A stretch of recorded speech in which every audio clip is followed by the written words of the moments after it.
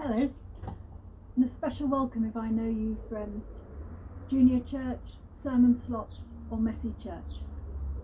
Hi, welcome to my greenhouse. I've come out here because I wanted you to see my tomatoes growing behind me. You can see I bought one of these special bags of soil for them to grow in, and up there on the shelf you can see I've got some tomato food. So I'm really looking forward to these being fruits that we can eat in our family. Perhaps you've been a lockdown gardener too. Our story today is one that you'll find in the Gospel of Matthew, chapter 13, and it's often referred to as the parable of the sower. And it's a story that Jesus told the crowds who had gathered to see him.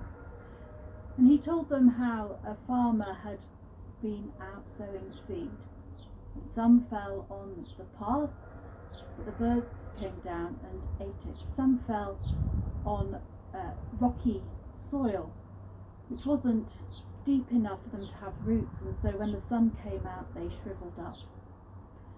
Some fell where there were thorny weeds, and they couldn't compete.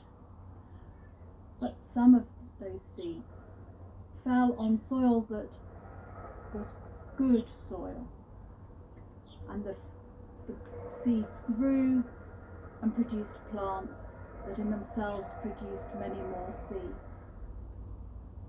Later on in the day the disciples said to Jesus, "Well, that was a great story, Jesus, but what on earth did it mean?" And he explained to them that the seed that the farmer was scattering was the good things about God, the word of God, the good news that was being spread. And unless the seed, the word, falls and fell on well-prepared soil, then there was no development of that word. New people didn't hear about the love of God. So what I'm hearing in this is that the things of God are all around us, easy to be seen if we look. And as a worker for God, the thing that I could do that would be most useful so that more and more people hear that word and let it grow in their lives is if I spend some time preparing the soil. So what does that mean when it's people we're talking about?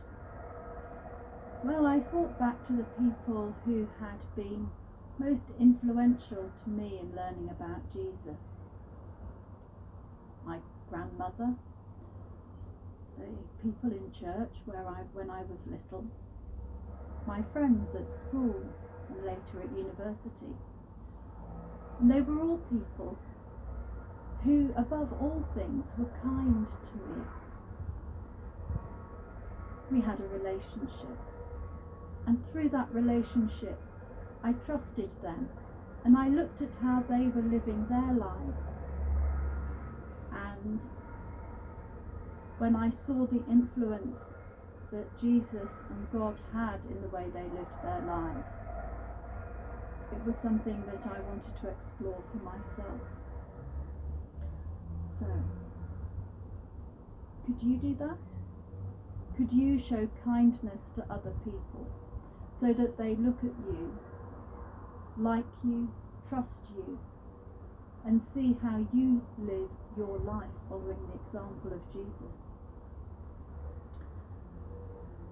And normally when we meet, we have some activities to remind us of the story we've heard, and something to take away with us so that we can share it with other people. Well, perhaps you've already learned how to garden and you've got some tomatoes growing. I've made some tomato soup. I had to make this with bought tomatoes, but I'm really looking forward to making it with some of these that are growing behind me. Perhaps you could learn how to make soup too. God bless you all, one and all. Bye.